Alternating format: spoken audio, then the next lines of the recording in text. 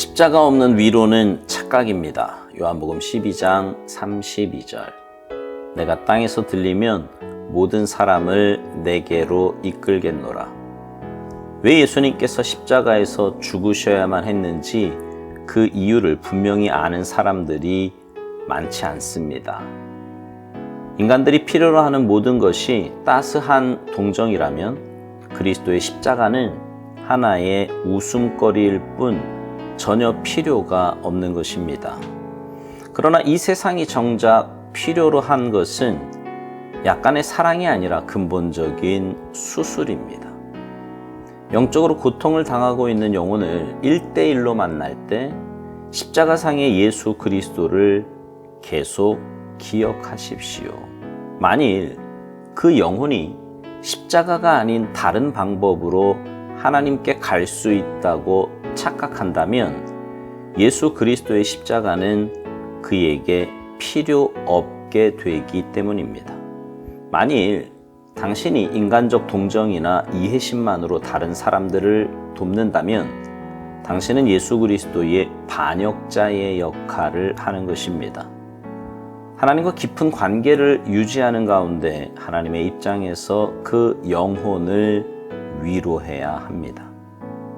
우리가 꼭 해야 하는 단 한 가지는 언제나 십자가에 달리신 예수 그리스도를 보여주는 것이요, 그분을 높이는 일입니다. 십자가의 도에 뿌리를 두지 않은 가르침들은 사람들을 잘못된 길로 인도할 것입니다. 당신이 진실로 그리스도 예수를 믿으며 그분의 구속의 실체 위에 서 있다면 만나서 대화하는 모든 사람들의 영혼에 대해 관심을 갖게 될 것입니다. 하나님께 더욱 귀히 쓰임 받으려면 그 어떤 일보다도 예수 그리스도와의 관계를 깊게 하는 일 외에는 없습니다. 하나님의 동역자로 부름을 받는다는 것은 사람들의 죄성을 드러내고 예수 그리스도를 구세주로 소개하는 것입니다. 따라서 하나님의 동역자는 인간적 사랑으로 사람을 기쁘게 하려는 자가 아니라 상대의 영혼을 복음으로 수술하려는 자여야 합니다.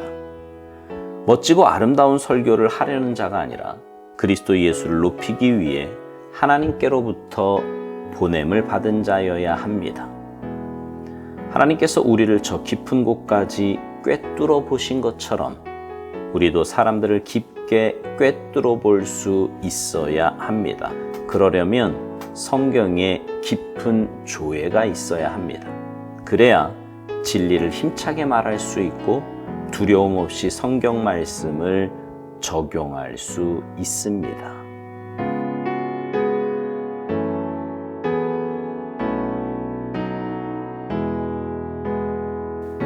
신앙생활에서 가장 중요한 것은요, 어떤 관점을 갖고 사느냐 하는 것입니다. 무슨 말이냐 하면 신앙생활 하는 사람들이요, 인간적인 관점을 가지고 자신과 다른 사람을 대하느냐, 아니면 하나님의 관점을 가지고 자신과 다른 사람을 대하느냐에 따라 삶의 모습은 천지 차이로 달라진다는 말입니다. 죄의 문제도 그렇습니다. 인간적인 관점으로 죄를 보잖아요. 그럴 수 있어요. 그 정도 죄 안 짓는 사람 없고 상황이 그럴 수밖에 없어서 혹은 어쩔 수 없어서 범죄한 것에 대해 면죄부를 주려고 합니다. 특히 자기 자신에 대해서는 어쩌면 그렇게 마음이 넓은지 모르겠습니다. 그러나 하나님의 관점에서 보면 아니에요. 하나님의 관점에서 죄는 결코 용납될 수가 없습니다. 거룩하신 하나님이시기에 그 어떤 죄가 있는 곳에도 함께 하실 수 없어요. 그러니 죄는 철저하게 해결해야 될 문제이고 가까이 해서는 절대로 안 되는 그런 것입니다. 오늘 묵상해 보면 이런 말이 있어요. 이 세상이 정작 필요한 것은 약간의 사랑이 아니라 근본적인 수술이라고요. 여기서 근본적인 수술이란 죄 문제를 해결하는 것을 말합니다. 그래서 주님이 이 땅에 오셨고 십자가 지셨고 그 십자가로 인해 우리의 모든 죄 문제를 완벽하게 해결해 주신 것입니다. 그야말로 근본적인 수술을 하신 거지요. 영적으로 고통을 당하고 있는 영혼을 1대1로 만날 때 십자가상의 예수 그리스도를 계속 기억하라고 우리에게 권면합니다. 만일 그 영혼이 십자가가 아닌 다른 방법으로 하나님께 갈 수 있다고 착각한다면 예수 그리스도의 십자가는 그에게 필요 없게 되기 때문이라는 거예요. 그러면서 이런 말을 해요. 만일 당신이 인간적 동정이나 이해심만으로 다른 사람을 돕는다면 당신은 예수 그리스도의 반역자의 역할을 하는 거라고요. 하나님과 깊은 관계를 유지하는 가운데 하나님의 입장에서 그 영혼을 위로해야 한다는 것입니다.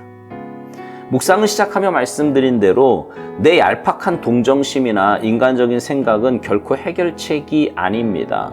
잠시의 위로를 줄 수 있을지는 몰라도 근본적인 해결책은 아니에요. 그러나 하나님의 관점을 가지고 하나님의 입장에서 생각하여 위로한다면 분명 거기에는 길이 있고 해결책이 있습니다. 우리 교회 성도님들이 제게 종종 그런 말씀하세요. 너무 힘들고 아파서 찾아왔는데 원론적인 성경 얘기만 한다는 거지요. 성경을 가지고 원론적인 이야기를 하니까 좀 서운하기도 하고 왜 내 마음을 공감해 주지 않나 서운하기도 또 섭섭하기도 했답니다. 근데 시간이 지나고 보니까 그 말씀 속에 다 해답이 있었다는 거지요. 결국 자신을 살린 것은 하나님의 말씀이라고요. 그렇습니다. 말씀이 해답이에요. 그리고 말씀 속에 참된 위로도 진정한 따뜻함도 근본적인 해결책도 거기 있는 것입니다. 우리가 꼭 해야 하는 단 한 가지는 언제나 십자가에 달리신 예수 그리스도를 보여주는 것이요. 그분을 높이는 일이라고 오늘 묵상에서 말합니다. 십자가의 도에 뿌리를 두지 않은 가르침들은 사람들을 잘못된 길로 인도할 거라고요. 그렇습니다. 모든 것의 중심은 주님이시고 주님의 십자가입니다. 인간적인 위로로 접근하면 결국 내가 남아요. 내가 위로했고 내가 인정했고 내가 인정받고 내가 그 사람을 붙잡은 것이 됩니다. 그러나 주님의 마음으로 말씀으로 접근하면 주님만 남지요. 주님이 위로하셨고 주님의 말씀이 살리셨고 주님이 그 사람을 붙잡으신 거예요. 그러니 우리가 할 일은 주님만 높이고 주님 말씀만 전해야 하는 것입니다.